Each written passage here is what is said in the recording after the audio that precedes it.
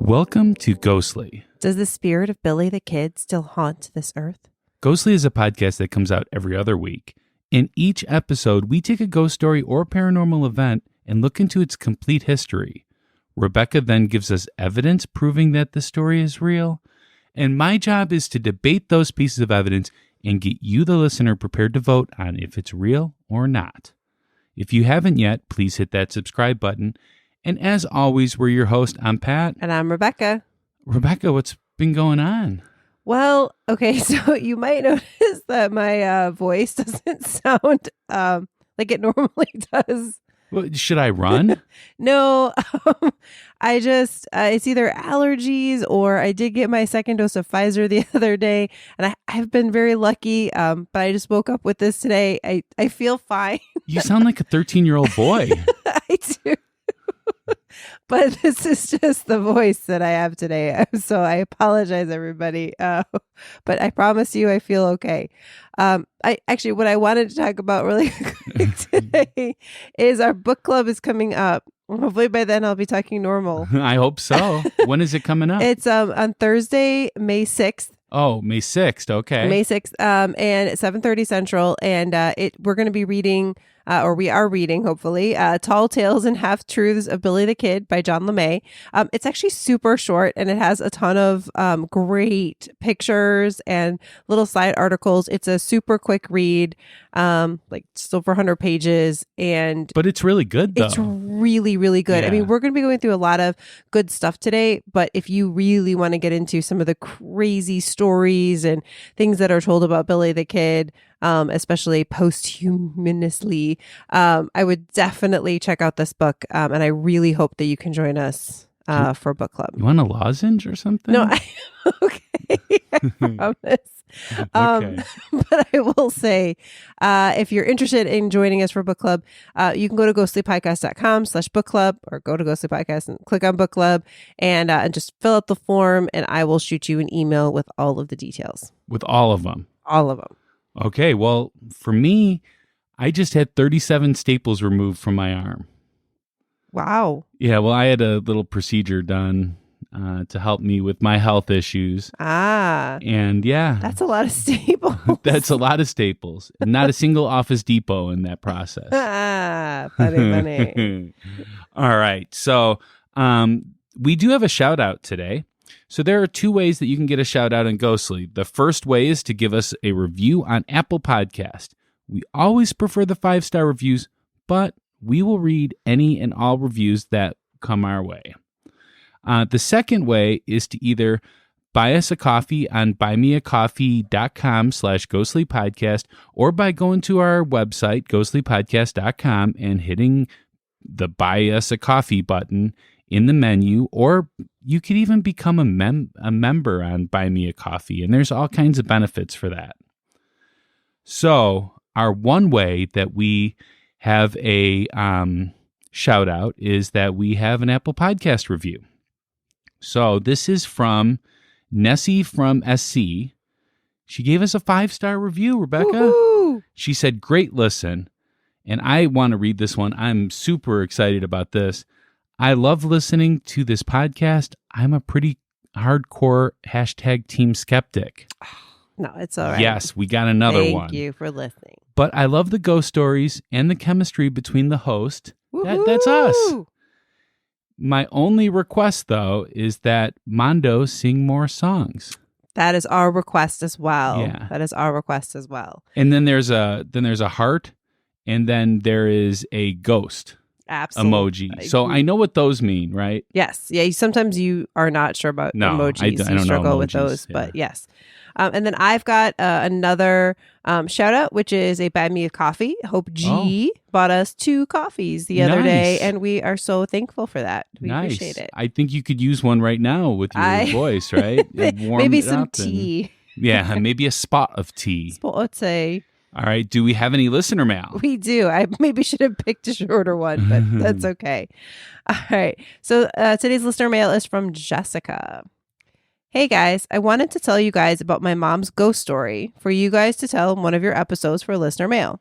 So you have my permission to read this story for me on an episode. I would love to hear it. So there was an emoji go. in there too. There was a smiley face in there. Oh, okay. That's what that means. Okay. Yes. All right. So this is a story of my mom's ghostly experience she had many years ago. I can't remember exactly when, but if I had to guess around the time, I would say about 10 years or so ago when I was around 20 or 21 years old. And this was around the time my mom's best friend had just passed away from cancer. Ah. One early morning, my mom had already gotten up out of bed to go to the bathroom and got back into bed. And almost immediately after laying down and being completely still in bed, not moving at all, she felt a pressure on the side of the bed from where she was laying, on the other side of the bed from where she was laying, as if someone laid down next to her.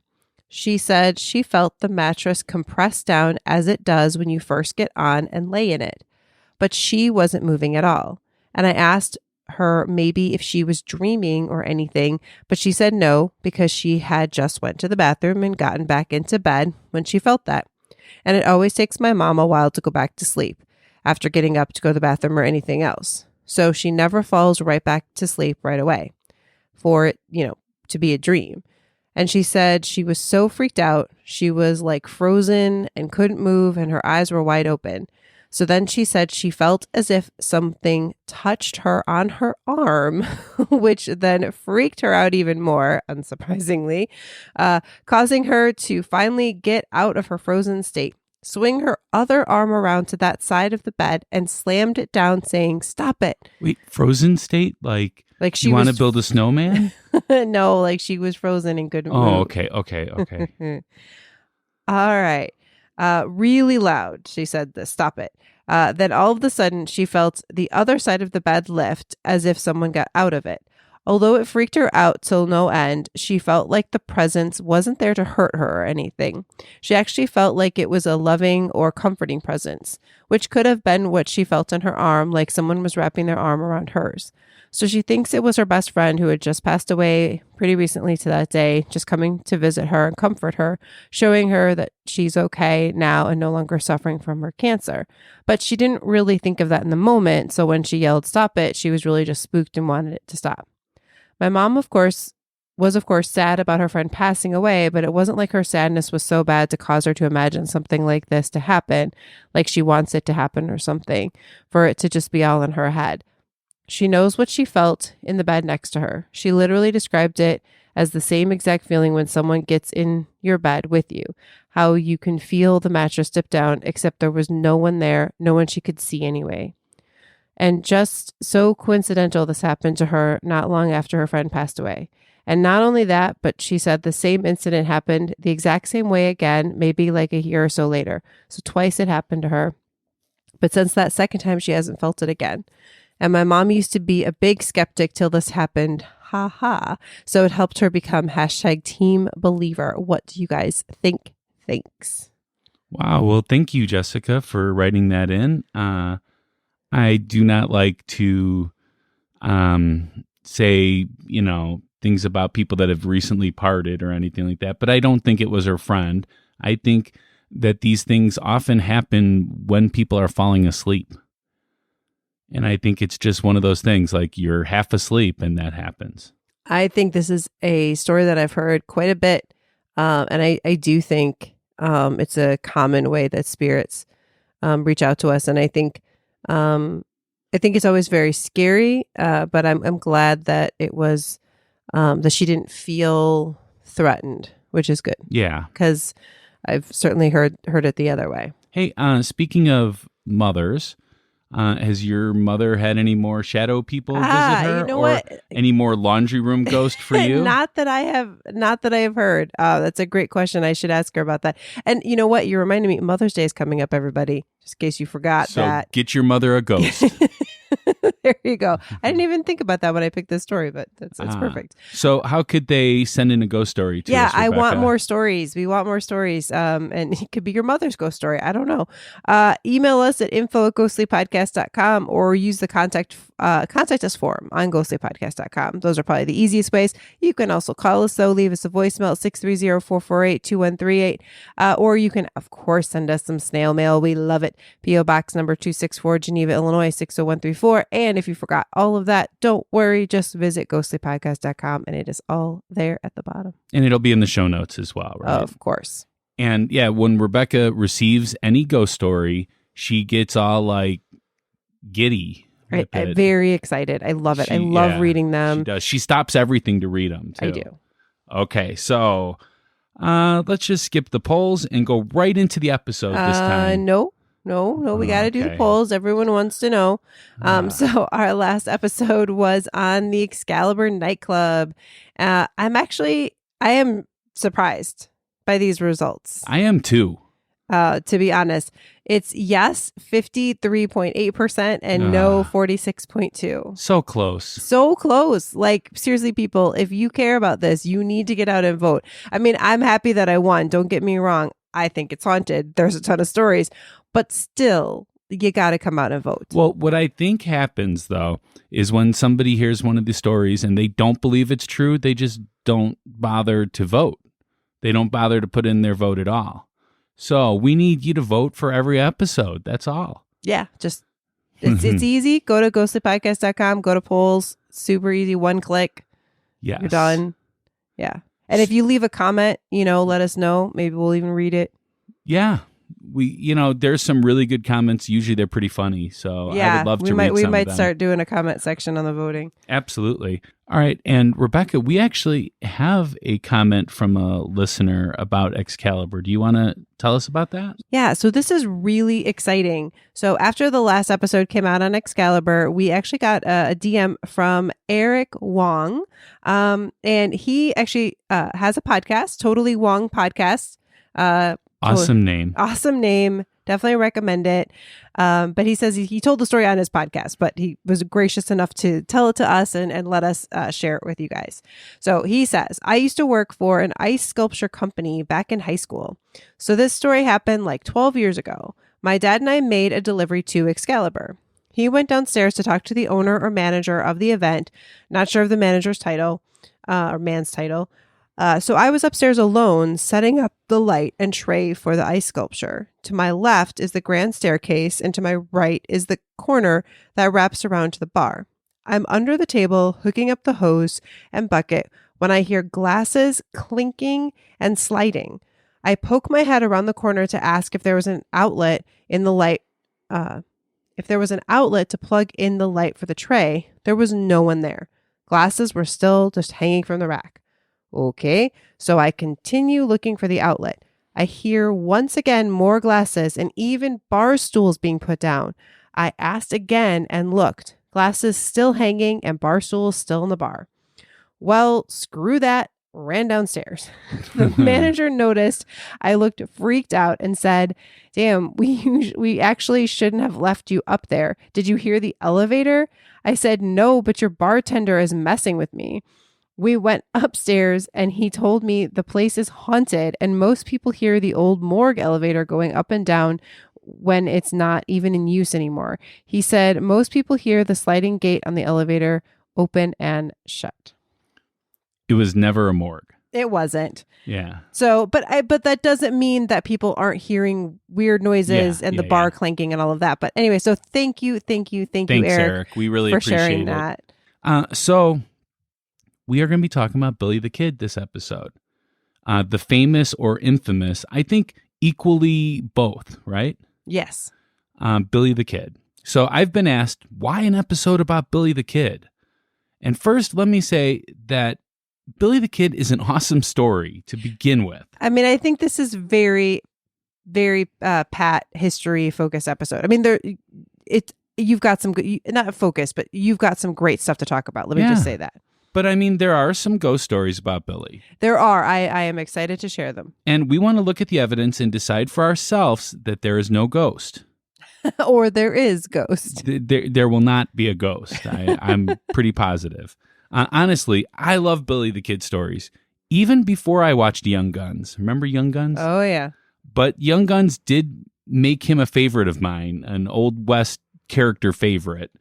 Most Billy the Kid stories, though, are just old U.S. folklore. So I wanted to do the research to find out what was true and what was myth. Yeah, there are so many stories, so I'm excited to hear what you found. It felt like everything that Billy did was for a reason, though. Okay. I would like to say that. I don't always agree with his reasons, but I wasn't alive during the Old West, and I don't know for sure that I wouldn't have made those same exact decisions that he did. Interesting. He was definitely pretty smart. Okay. For a youngster. Yes, he was young. But yeah, so that was part of our history where the outlaws were like celebrities. That's true. The mythology, I mean, a big part of it comes from the people of that time. Like, yeah. It's like famous people, they make up stories about like, oh, I saw him once, or I, had a drink with him once. But he was in the newspapers all the time, even when he wasn't doing stuff. Yeah. The girls were crushing on him too. Absolutely. Which I've seen pictures of him. He wasn't that attractive. So there is a lot of, I read an entire website about what he looks like. Oh, okay. And the picture definitely does not do him justice. There's only one known picture for sure. Two known pictures. Well, okay. There's some debate, but yeah. I'll trust you on that. There was one where he was playing, not golf. What is that other one that you play inside the house sometimes? In the basement? Billiards? No, not billiards. No. I don't know. Where you're hitting a ball on the ground. Shuffleboard. Oh. Yeah, there's another name for shuffleboard. Interesting. Too. He was playing a game like that, I believe. Yeah. Well, all I know is the big famous one, he looks like bigger because like they would wear a lot of layers. Yeah. When they were out and about, but like the girls say when he was in town that like he was nice, like he dressed up. I don't know. He looked like a homeless guy to me. Again, when they were out on the like range, but when he was in town, like he was on point, like he was okay. All right. So we'll see. I don't know. Well, Rebecca, do you have a ghost story for us? I do have a ghost story. Awesome.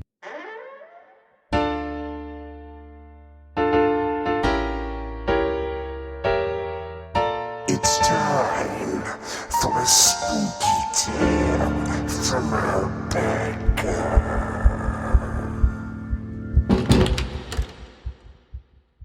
Again, I apologize for the voice today, but maybe it'll make it creepier. I don't know. My grandmother told me this story many times when I was a child. I loved it so much. I would ask her to tell it over and over again. I should probably preface this by saying that I was obsessed with cowboys and especially the movie Young Guns. My favorite was Kiefer Sutherland as Doc, but Emilio Estevez as Billy the Kid was up there too. And I think part of that was my grandmother's story. Grandma grew up in New Mexico, and when she was a girl about my age, she would always say that, one day she and her friends decided to go play in an old ghost town not too far from where they lived. I'm going to be honest, as a kid, I didn't see anything weird in that, and I'm guessing for them back then there wasn't, but the parent in me now cannot imagine letting my kids go play in some abandoned town. Anyway, she claims that they were playing hide and go seek, and she was hiding in the old saloon behind the bar.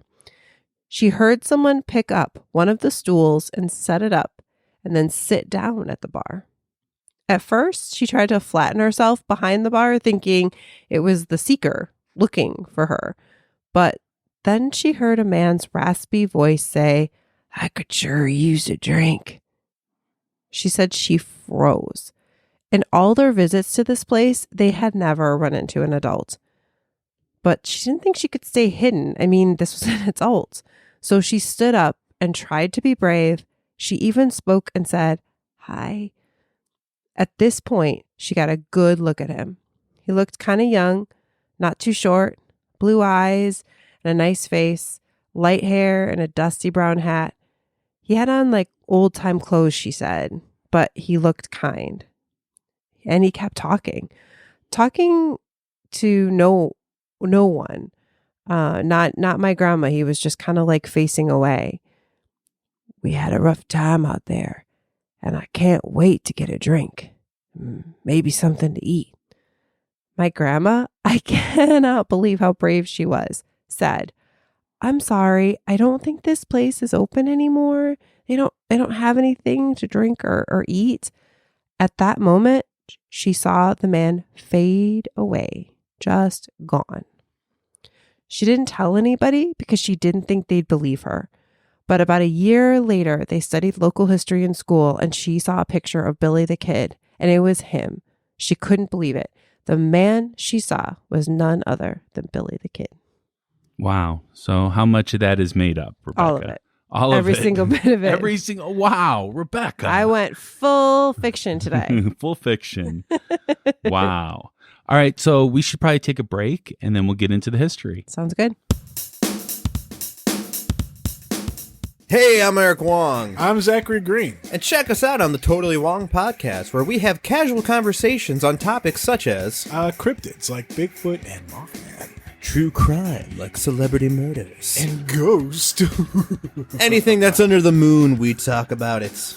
Yeah, and it's casual conversation, so you feel like you're in the room with us. That's the whole point. Yeah, one of the homies. So check us out and subscribe on Apple Podcasts or Spotify, and make sure you leave a rating and review. So go ahead, hit the subscribe button now. We're waiting. We're waiting right now. So we're not going anywhere I have nothing to do.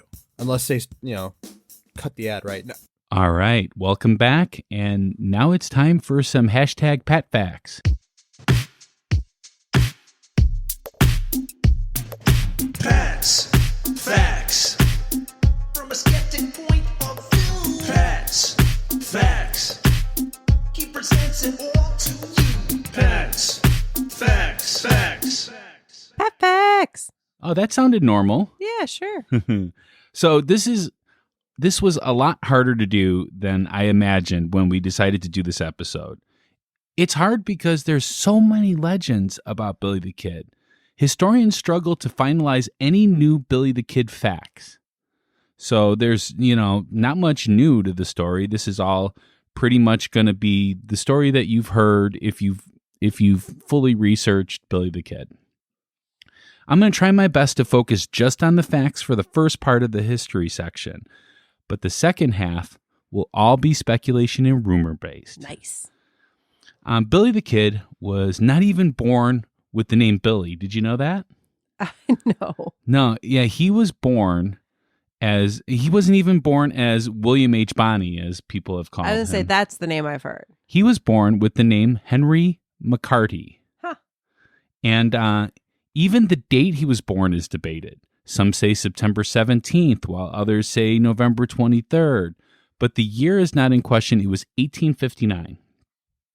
Now, I always struggle with trying to figure out, 1859 means something totally different for the Old West than it does for the other part of, the U.S. Right. Or Europe. I mean, Yeah. just completely different. So to me, it's like, I always judge it by the Civil War. And this is just 2 years before the Civil War started. So that time perspective doesn't even make sense to me. That people are shooting each other and getting away with it in the Old West, but yet the Civil War is happening over there. Totally different. And what an interesting time to grow up. Yeah. When I think of Billy the Kid, though, I never seem to put him in the time period of the Civil War-ish. Yeah. For some reason, to me, the Old West just kind of seems like its own time. It does. It does. Not compared to all of the other things that are going on. Yeah. Yeah. Well, in fact, Billy the Kid supposedly died just 16 years after the Civil War ended. Notice how I said supposedly there. I did hear that. One thing that kind of surprised me while doing research into one of the biggest outlaws in American history is that he wasn't just a symbol of the West. In fact, he was born in New York City. Really? Yeah, I know, right? You wouldn't think that. I thought he was in Mexico or something. No. He was born to Catherine and Patrick McCarty, and there's supposedly evidence that he was baptized in New York on September 28th, 1859, but who knows if it's the real Henry McCarty or not. He did have a younger brother named Joseph that was born in 1863. His father died while Billy, or Henry, or whatever we're going to call him in this, was still very young.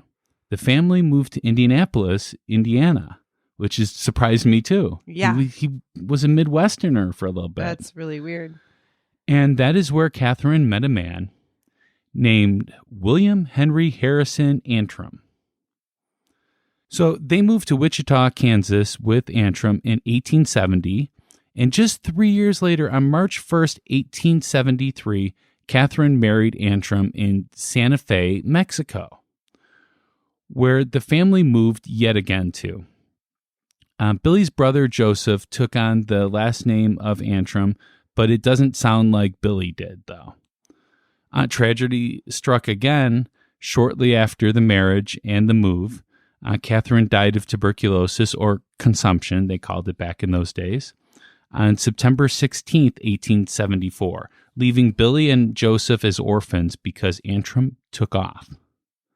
Okay. All right. Because that makes, okay, so they did end up in, Mexico. Obviously, there's a lot of, borders changing and things, but but that makes sense because some of the things that I researched had him speaking Spanish. And, he did. Okay. So here Billy is at the age of 15 when his mother died. I imagine things must have been very hard as he tried to care for his younger brother. Yeah. An owner of a boarding house named Sarah Brown gave him a room and board in exchange for work. 1 year to the day that his mother died, September 16th, 1875, Billy was caught stealing food. Just 10 days later, Billy and George Schaefer robbed a Chinese laundry and stole some clothes and 2 pistols. So maybe that's where he got the clothes to dress up. Maybe. Billy was charged with theft and jailed. But a common thing that happens with Billy the Kid is that he escaped jail. He found his old stepfather and managed to stay with him until his stepfather threw him out again. So he stole some clothes and guns from him too. Billy had to get out of town as people were already looking for him. So he went to the Arizona Territory and worked as a ranch hand. He gambled most of his wages away. He was then hired by a well-known rancher named Henry Hooker. Henry Hooker was a prominent and wealthy rancher during the American Old West who formed the first and what became the largest American ranch in the Arizona Territory. He supplied cattle to the Army and Indian agencies, and he was also good friends with Wyatt Earp, another famous Old West person. Yes. Yeah. While Billy was working for Hooker, he became friends with John R. Mackey, who was a Scottish-born criminal and former U.S. cavalry private, and the two men started stealing horses from local soldiers. Billy first got the name Kid at this time, but it was Kid Antrim. He was young and looked the part, so it made sense. And on August 17th, 1877, Billy was at a saloon in the village of Bonita when he got into an argument with a guy named Francis P. Cahill, who was a blacksmith. Cahill was bullying Billy for a while and called him a pimp. So Billy called Cahill a son of a bitch, and things started getting physical. Cahill threw Billy to the floor, and Billy dropped his pistol. They both started wrestling for the pistol, but Billy won and got the gun and shot Cahill, fatally wounding him. Billy ran, but decided to come back a couple days later, where he was caught by Miles Wood, who was a local justice of the peace, and Billy was jailed again, but escaped again. Billy stole a horse and left Arizona for New Mexico. When he arrived, he was near death, so he went to a home of his friend and Seven Rivers Warrior gang member, John Jones, whose mother nursed Billy back to health. That was nice of her. It was. When he was on his feet again, he began working for an English businessman and rancher, John Henry Tunstall. Tunstall and his business partner and lawyer, Alexander McSween, were opponents of an alliance formed by an Irish-American businessman, Lawrence Murphy, James Dolan, and John Riley. Those 3 men controlled much of the money and politics of Lincoln County. McSween owed $8,000 to Dolan, and Dolan decided to go after McSween's property and got a court order for $40,000 worth of Tunstall's property and livestock. So Tunstall put Billy in charge of 9 prime horses and told him to relocate them to his ranch for safekeeping. The sheriff of Lincoln County, his name was Brady, who was probably being paid off by the Irish-American businessmen that controlled the town, assembled a large posse to seize Tunstall's cattle. On February 18th, 1878, Tunstall learned of the posse's presence on his land and rode out to intervene. During the encounter, one member of the posse shot Tunstall in the chest, knocking him off his horse, and another posse member took Tunstall's gun and killed him with a shot to the back of the head. Tunstall's murder ignited the conflict between the two factions that became known as the Lincoln County War. This led to Billy joining the Lincoln County Regulators. On March 9th, they captured Frank Baker and William Morton, both of whom were accused of killing Tunstall. Baker and Morton were killed while allegedly trying to escape. On April 1st, our favorite day, Skeptics' Day, the Regulators ambushed Sheriff Brady and his deputies. Billy was wounded in the thigh during the battle, and Brady and Deputy Sheriff George W. Hinman were killed. On the night of Sunday, July 14th, McSween and the Regulators, now a group of 50 or 60 men, went to Lincoln and stationed themselves in the town among several buildings. At the McSween residence were Billy, Florinco Chavez, Jose Chavez, E. Chavez, Jim French, Harvey Morris, Tom O'Flaird, Inigo Salazar, amongst others.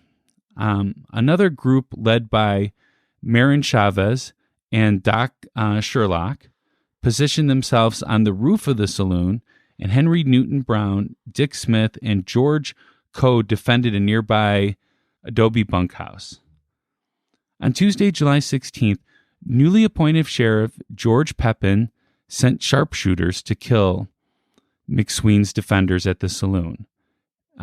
Pepin's men retreated when one of the snipers, Charles Crawford, was killed by Fernando Herrera.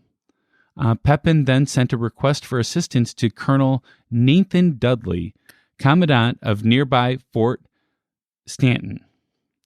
In a reply to Pepin, Dudley refused to intervene, but later arrived in Lincoln with troops, turning the battle in favor of the Murphy-Dolan faction. A shooting war broke out on Friday, July 19th. McSween's supporters gathered inside his house when Buck Powell and Deputy Sheriff Jack Long set fire to the building. The occupants began shooting, and Billy and the other men fled the building when all the rooms but one were burning. During the confusion, Alexander McSween was shot and killed by Robert W. Beckwith, who was then shot and killed by Billy. On October 5th, 1878, U.S. Marshal John Sherman informed newly appointed territorial governor and former Union Army General Lew Wallace that he held warrants for several men, including William H. Antrim, which, of course, is Billy the Kid, alias William H. Bonney, but was unable to execute them owing to the disturbed condition of affairs in that county, resulting from the acts of a desperate class of men.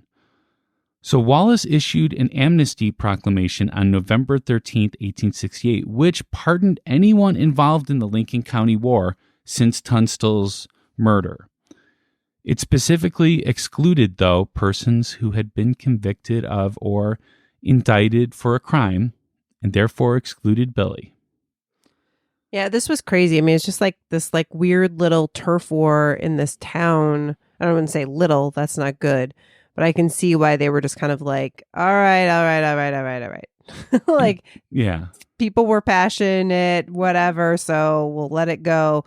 But Billy somehow gets caught in this whole thing. So on February 18th, 1879, Billy and his friend Tom O'Fallard were in Lincoln and watched as attorney Houston Chapman was shot and his corpse was set on fire.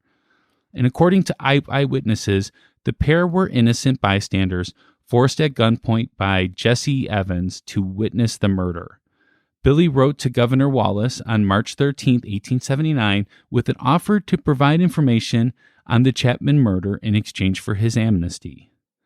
On March 15th, Governor Wallace replied, agreeing to a secret meeting to discuss the situation. Billy met with Wallace in Lincoln on March 17th, 1879. Wallace promised Billy protection from his enemies and clemency if he would offer his testimony to a grand jury. And on March 20th, Wallace wrote to Billy to remove all suspicion of understanding. I think it better to put the arresting party in charge of Sheriff Kimbrell, who shall be instructed to see that no violence is used. Billy responded on the same day, agreeing to testify and confirming Wallace's proposal for his arrest and detention in a local jail to assure his safety. On March 21st, Billy let himself be captured by a posse led by Sheriff George Kimball of Lincoln County. As agreed, Billy provided a statement about Chapman's murder and testified in court. However, after Billy's testimony, the local district attorney refused to set him free. Still in custody several weeks later, Billy began to suspect Wallace had betrayed him and would never grant his amnesty. Billy, of course, escaped then from Lincoln County Jail on June 17, 1879. Billy did a good job keeping a low profile until January 10, 1879. This is one of my favorite stories. When he shot and killed Joe Grant, who was a newcomer to the area. Billy had received word that Grant was going to try and kill him. So Billy came upon Grant at Hargrove's saloon and told him that he admired his pistol. So he asked if he could see it. He noticed that it only had 3 rounds in the pistol and positioned it where the next time the hammer was pulled, it would be in an empty chamber. As suspected, Grant then pointed his pistol at Billy. When he pulled the trigger, nothing happened, and Billy was able to shoot Grant in the head. Wow. Yeah. On November 2nd, 1880, Garrett was elected sheriff of Lincoln County. Pat Garrett. Yes. You've heard that name, right? Mm-hmm. Just like Billy, Garrett was an outlaw as well, although Garrett was only responsible for killing one man. In Texas, that is. Even though he surrendered to the authorities and was never prosecuted. One of the things that Pat Garrett did that other sheriffs of Lincoln County didn't do that made him like a much bigger threat to Billy was that he obtained a deputy U.S. Marshal commission, which allowed him to go after Billy anywhere in the U.S. So he wasn't just sheriff of this town. He was able to go anywhere and go after him. I remember this from our Bonney and Clyde episode where there was like a big part of why they couldn't catch them is like people couldn't necessarily go between cities or states. Oh, you still can't. Well, right, unless you have unless you're FBI or FBI Marshal. or the Marshals. Yeah. Yeah, so that makes sense. On December 19th, 1980, Billy the Kid, Charlie Beaudry, Tom Pickett, Billy Wilson, and Tom O'Filliard rode into Fort Sumner. Lying in wait were Deputy Garrett and his posse. Mistaking O'Filliard for the Kid, Garrett's men opened fire and killed O'Filliard. Billy and the others escaped unharmed, and 3 days later, Garrett's posse cornered Billy and his companions at a spot called the Stinking Springs. They killed one man and captured the other. On April 15th, 1881, Billy the Kid was sentenced to hang by Judge Warren Bristol. But guess what? What? He escaped again. But this time he killed 2 deputies in the process. On July 14th, 1881, Garrett visited Fort Sumner to question a friend of the Kid's whereabouts and learned that he was staying with a mutual friend, Pedro Menard Pete Maxwell. There's so many of these people with 4 names in this. Yes. And around midnight, Garrett went to Maxwell's house. The Kid was asleep in another part of the house, which surprises me that he was asleep at midnight. Right? I mean, he seemed like a partier. Well, but at this point, he was being safe. But he woke up in the middle of the night and entered Maxwell's bedroom, where Garrett was standing in the shadows. The Kid did not recognize the man standing in the dark. He asked him repeatedly, "Quién es? Who is it?" And Garrett replied by shooting at him twice. The first shot hit the Kid in the chest, just above the heart, while the second missed. Garrett's account leaves it unclear whether Billy was killed instantly or took some time to die. A few hours after the shooting, a local justice of the peace assembled a coroner's jury of 6 people. The jury members interviewed Maxwell and Garrett, and Billy's body and the location of the shooting were examined.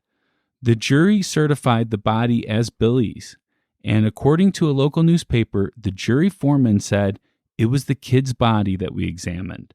Billy was given a wake by candlelight, and he was buried the next day, and his grave was denoted with a wooden marker. Now, since the time of his death, there has been a growing amount of people that believe that Garrett, which was actually Billy's friend, I mean, yeah. didn't actually kill him. They felt that he didn't kill him. They believed it was staged so that he could collect that reward money placed on Billy's head. And a number of men have claimed to be Billy the Kid up until 50 years after his supposed death. Most were easily disproven, but 2 could not be disproven, Rebecca. Mm-hmm. In 1948, a Central Texas man, Ole P. Roberts, also known as Brushy Bill Roberts, began claiming he was Billy the Kid and went before the New Mexico governor, Thomas J. Mabry, seeking a pardon. Mabry dismissed Roberts' claims, and Roberts died shortly thereafter. John Miller, an Arizona man, also claimed he was Billy. This was unsupported by his family until 1938, sometime after his death. Miller's body was buried in the state-owned Arizona Pioneers Home Cemetery in Prescott, Arizona. In May 2005, Miller's teeth and bones were exhumed and examined without permission from the state. DNA samples from the remains were sent to a laboratory in Dallas and tested to compare Miller's DNA with blood samples obtained from floorboards in the old Lincoln County Courthouse and a bench where Billy's body allegedly was placed after he was shot. According to a July 2015 article in the Washington Post, the lab results were useless. So that's all I got. That's all you got? That's it? That's it. You want more? Oh, there's so much more. That's funny. But, yeah, in fact, that whole last section there about all these different claims of people who said they were Billy the Kid and kind of their stories. That's a lot of what's in the book that we're reading for book club. So if you're interested in kind of the life or the continuing life or the people claiming to continue the life of Billy the Kid, you can definitely learn more in our book club book.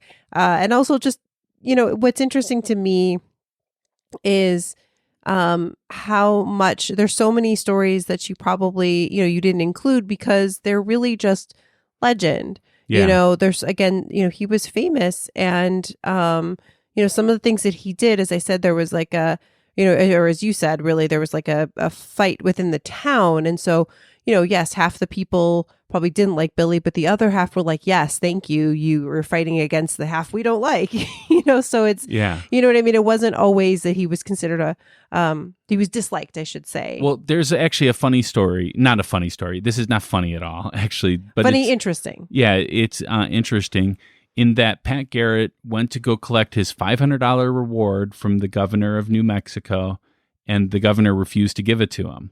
So the town people raised $7,000 and gave it to Pat Garrett. Wow. For killing Billy the See, Kid. yeah. So very interesting. But when historians would try to go, even more recent ones that were, within the lifetime where there were people living that would remember Billy the Kid, people would go and interview them because Pat Garrett himself wrote a book, and so it kind of made things famous. He did write a book that was Full all of BS. Yeah, exactly. Full of craziness. So there's that. And then they would go and talk to people. And of course, everyone's like, oh, yeah, I knew Billy, or like, yeah, he once ate at my restaurant, or like he once stayed in our upstairs room. But he once gave me a lozenge. But there's no proof of any of that. No. So no you proof. can't, and so it's hard to know. And so then, there would be people that would say, no, I saw him after even Yeah. after. So I know he didn't die. Yeah. You know, But proof's in the pudding, right? yeah. And then what's interesting, if you see video of his grave where it is now, it's like bolted to the ground. You know why, right? Well, because people stole it. Well, not only that did people steal it, but they would shoot at it. Oh. Well, I know there's bullets on the grave. Yeah, well, they would shoot at it, and then they kept stealing them. Yeah. Well, and also where he's quote unquote buried is really just their best guess. Yeah. They actually don't even know for sure because there's a lot of flooding in that area. Well, it was like he was buried in a pulper's grave too. Yeah. So Mhm. yeah. All right. So there's so much more, but thank you for that because that was a good kind of summary of some of the main parts. I mean, that's what we know is true. Yeah. Except for the myths about him. I would love to believe that he lived on. Seriously. I want to believe it so badly. I like the guy, the Bushy whatever who asked the governor. Bushy Bill Roberts. Bushy Bill Roberts. That's the one I wish. That would be really cool. Well, that's the one that was depicted in Young Guns too at the beginning. When he was, like, let me tell you a story, and gotcha. that he had all the same markings that Billy would have had too. Yeah. So, all right. Well, let's take a break, and then we will get to the debate where I'm going to prove you wrong. All right.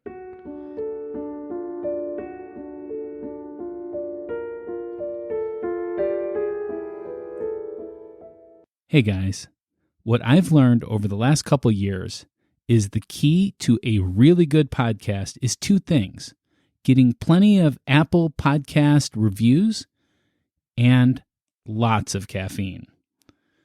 You can help us with both of those. Head over to Apple Podcast, write us a review, and if you feel up to it, you could even buy us a cup of coffee. You can go to buymeacoffee.com/ghostlypodcast, or just go to ghostlypodcast.com and click on the Buy Us Coffee. You can sign up for a membership or a one-time donation to us. It would really be appreciated.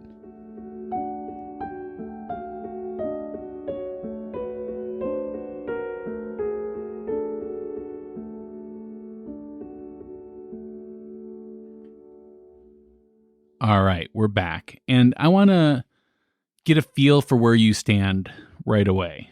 I want to know, do you see Billy the Kid as being this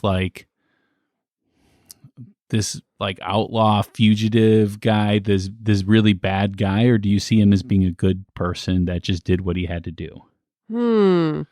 It is hard. I guess I see him as kind of a rough and tumble guy who definitely did some bad things, but I also think he had a pretty hard life. Yeah, and geez. Things were a bit crazy. Being orphaned at the age of 15. Right. But then again, a lot of people are orphaned at the age of 15 and don't end up, in a life of crime. I don't know much about his brother, but I would like to look into his brother. I was a little thinking more. about that when you were talking. I do think that it's interesting to think that a lot of the killing that you talked about anyways happened more as the result of, again, like him being a part of a gang war, or a part of a situation where someone was trying to hurt him and he was responding. So it wasn't so much like he robbed a store and killed the store clerk in order to get the things from the store. Well, in Young Guns, there was a quote that Billy doesn't kill anybody that he doesn't like. There you go. So, okay, let's get into the debate.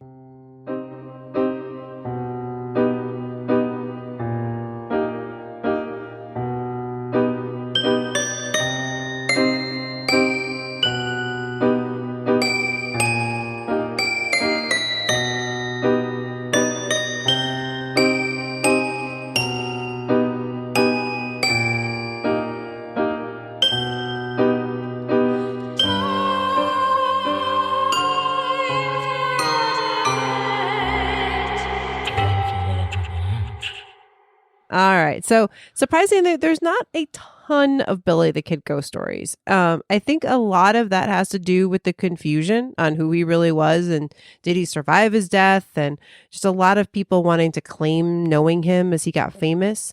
But there are stories. Okay.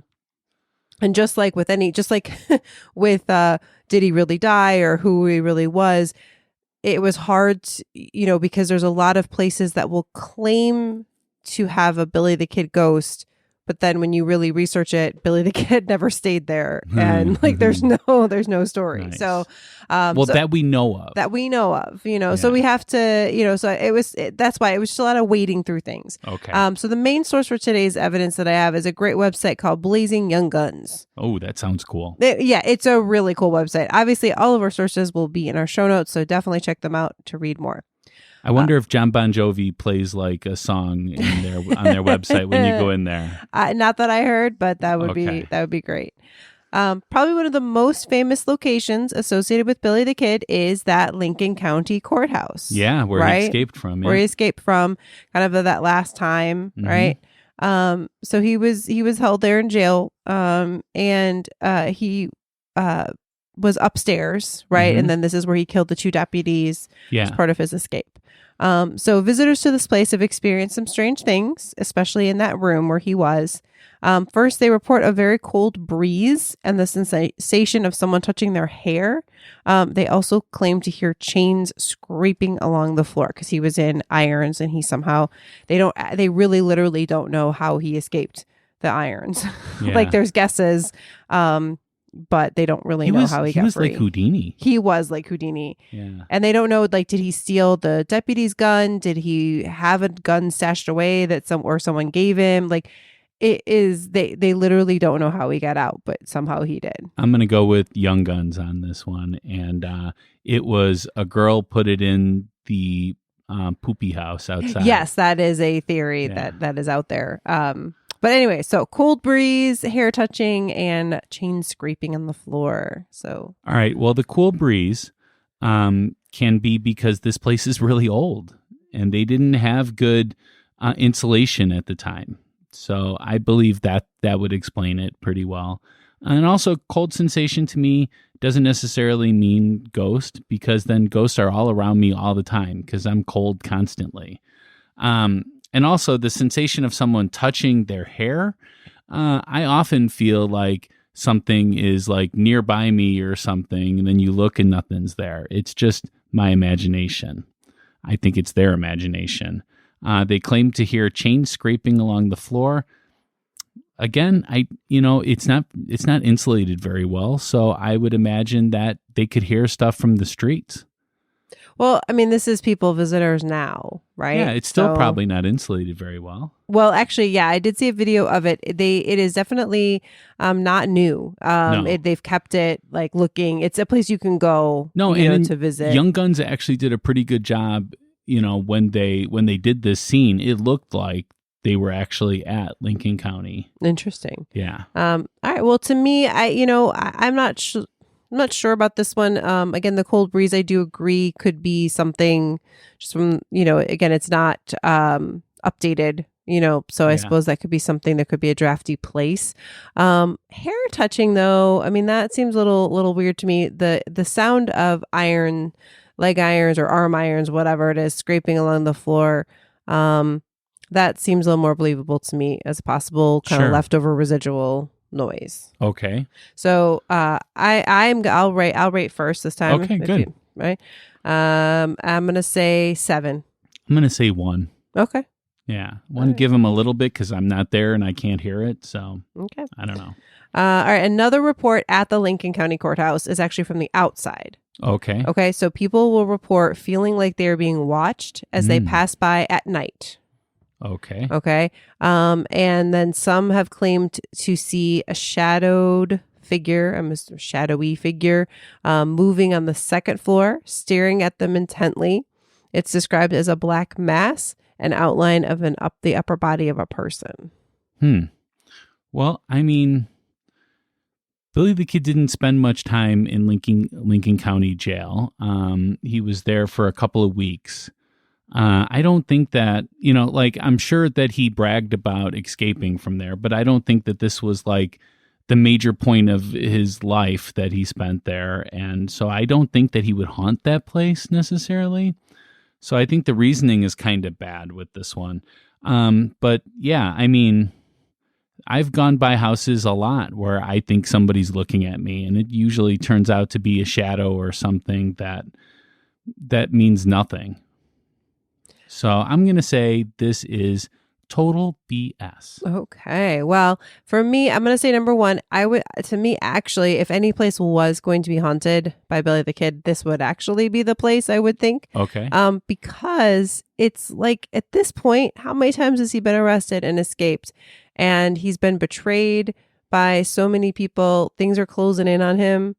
And this has got to be like the heightened thing for him, where, I mean, he had to kill 2 people to get out. In the past, he was able to escape and not necessarily kill people. I don't think he actually liked killing people. No. So I think this was really traumatic place for him. And I also, because it is a shrine to Billy the Kid right now. Like that is like, it's no longer serves any other purpose. It's like, not a courthouse No, anymore. it's like you can go there and see the bullet hole that supposedly was Billy from Billy's gun. And like, they've kind of made it a place you can go see. If you've seen one bullet hole, you've seen them all. I mean, seriously. Anyway, so to me, I think, it's possible that maybe people are seeing something up there. Hard to know. So I would give this one more like a 5. I'm going to give this one a big 0. Okay. A big 0. All right. Like I'm talking not even my usual 0. This is a big one. Wow. Yeah. Okay. All right. The next location with a Billy the Kid haunting is the Ellis Story County Inn. The Ellis Story County Inn, which actually has been around since the 1850s. I thought that was really interesting. It's like it's been an inn. Oh, okay. Yeah. And it's still there and you can still stay there. There's actually a lot of ghost stories there. But there is a story that they have. They actually have a room that is called the Billy the Kid room because he did stay there for 2 weeks after his capture at Stinking Springs. In the room, people report hearing violent knocking, muffled voices, and whistling. So the reason they think that particular spirit might be Billy is because Billy was known for whistling. Yeah, I don't think that this has any merit to it. The violent knocking, I mean, you're at an inn. And it's an older inn. There might be some shady stuff going on down there. Well, I'm sure it's a nice place. It gets good TripAdvisor ratings. Did you look at them? Yes. What kind of ratings does it get? It was like 4.5 stars. Oh, okay. Then I'm sorry, Ellis Story County Inn.